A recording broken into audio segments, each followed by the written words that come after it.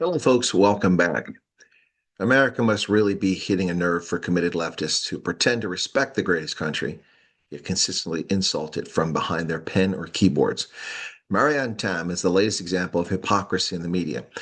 In a sad opinion piece in the Daily Maverick, she attacks America and Donald Trump and does so without offering a single legitimate example to support her empty argument.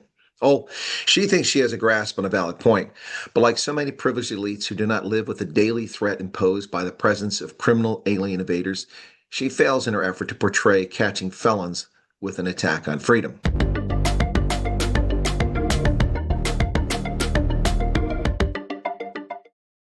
Tam says Americans believe their democracy to be secure, old, and intact, a shining example to be exported, sometimes by force and chicanery, to the rest of the world. And yet, from afar, we watched masked, uniformed, and unnamed ICE goons dragging people from churches, shopping malls, schools, and shopping centers to be deported. ICE goons? Well, thank you for your bigotry and vile insult, Miss Tam. Why exactly do you think it's wrong to catch criminals who invade our country, steal Americans' identities, drive down our wages, collapse our health care, overwhelm our schools, refuse to assimilate into our laws, mores, language, or culture, and many of them who also murder, rape, and harm our citizens in so many ways? There are over 500,000 convicted felon criminal alien invaders currently at large in the United States.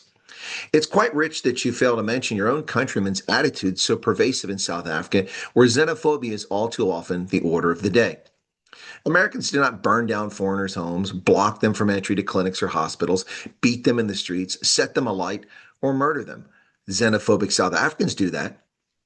She continues, history will have all the receipts. The U.S. has finally made itself the fool many believed it to have always been, the poser. Its primary mass export is its hamburger culture, which birthed the hamburger president. Made a fool of itself for asserting the very thing your South African politicians consistently moan about, being a sovereign state. She claims its primary export is a hamburger culture. Not only is that an asinine comment, it's sad that her blind rage makes it impossible for her to be honest or even see the truth. South Africa's outrageously long and liberal constitution is inspired by our U.S. Constitution. Most of the technology that she relies on to defame and insult the U.S. is of American origin. We invented it. I could continue with an endless list of American contributions in science, in medicine, in astronomy, in space, and in democracy. But changing the mind of leftists is a silly effort. They still think socialism works. She continues, those who know their freedoms are being removed in the U.S. are fighting back. There are protests all over, citizens filming ICE arrest and various other extrajudicial acts of lawfare. Arresting criminals is not extrajudicial. It is the law. And what freedoms have been removed in the U.S.? None.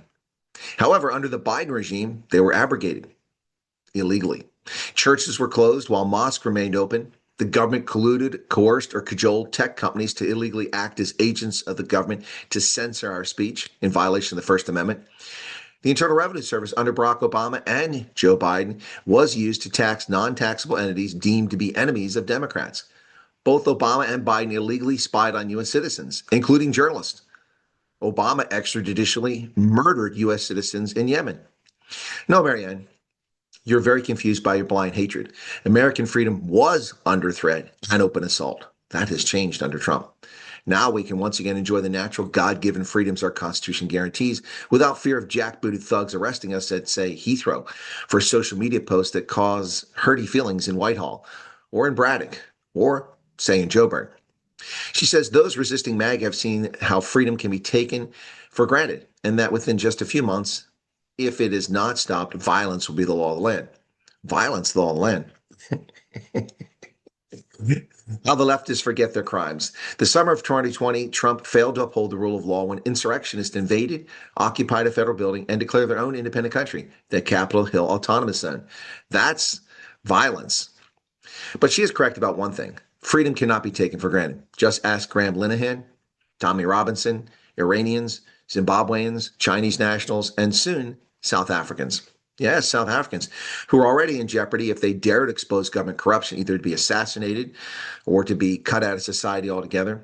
If they use hurty words on social media, or very soon say anything that a government official deems incorrect, as the government is seeking to push legislation to criminalize such acts. You see, Marianne, you did not fight for your freedom. You did not earn it. The National Party gave up and gave away the country. Being handed freedom leads those who did not earn it to make all sorts of silly comments about others, those who actually fought for and won their freedoms, and then defended the freedoms of hundreds of millions of others without recompense. For those of us who actually genuinely fought for freedom, not for socialist overlordship, we know the true cost of freedom, not that presumed by privileged elites with their silly op-ed insults. What say you, South Africa? Mzansi? Sounds to me like hurty feelings leftists. An op-ed with no substance whatsoever. Her only example of the loss of freedoms in America is criminal alien invaders being arrested. Cheers.